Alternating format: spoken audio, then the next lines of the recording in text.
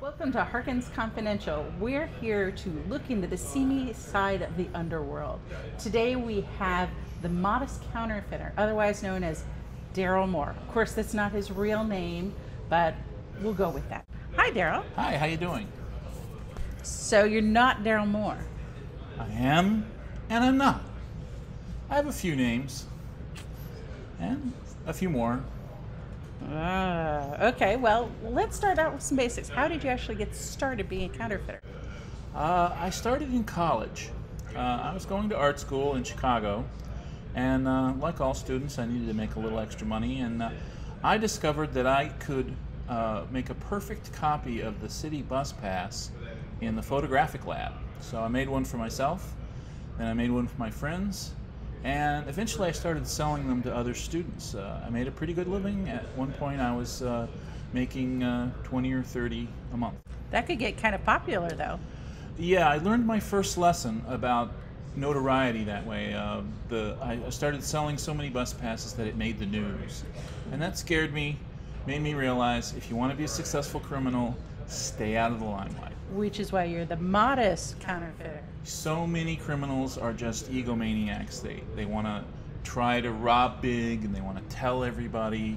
You know, that's good if you want to just be a flash in the pan. But if you want to have a long career, stay under the radar. Okay, now why that instead of something like a Gucci bag or something like that?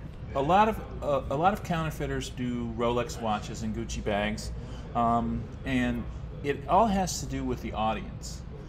The people who buy fake Rolexes and fake Gucci bags have never seen a real Rolex.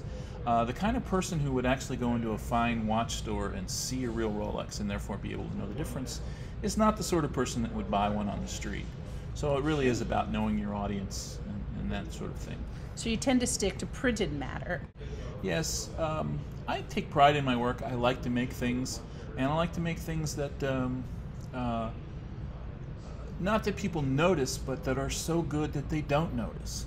And that's why things like coupons and concert tickets, that's my specialty, because it's the kind of printed matter that's in the world and people just take for granted. And if you get the wrong one, you don't think about it. If you make a good coupon, I made a Betty Crocker coupon that I've been able to use for 5 or 6 years. So, I like to make something that'll last, that doesn't have a time deadline on it, and that sort of thing. So you do use your own work? Oh, sure. I sell to select clients. I have some wholesalers. I have some people that like just particular coupons.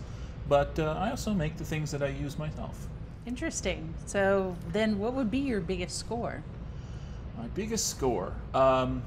Well, I made some Jell-O sweepstakes coupons that were so good that I flooded the market with it, and I ended up getting about 16 or 17% of the prizes, including the RV.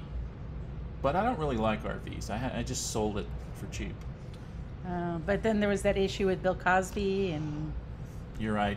I made so many coupons that I ran out of fake names to fill them in with, and I broke my own rule of going for notoriety. I put Bill Cosby's name on the coupon, and it won.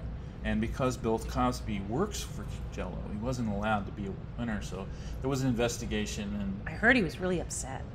Yeah, but again, they never knew it was me, so I skated there. But every time I come close to being in the news, I get scared and I just move in a different direction. There's plenty of things to counterfeit that people never think about. Well, do you have any Home Depot cards I could have? Oh, I can hook you up. Oh, sweet. Awesome.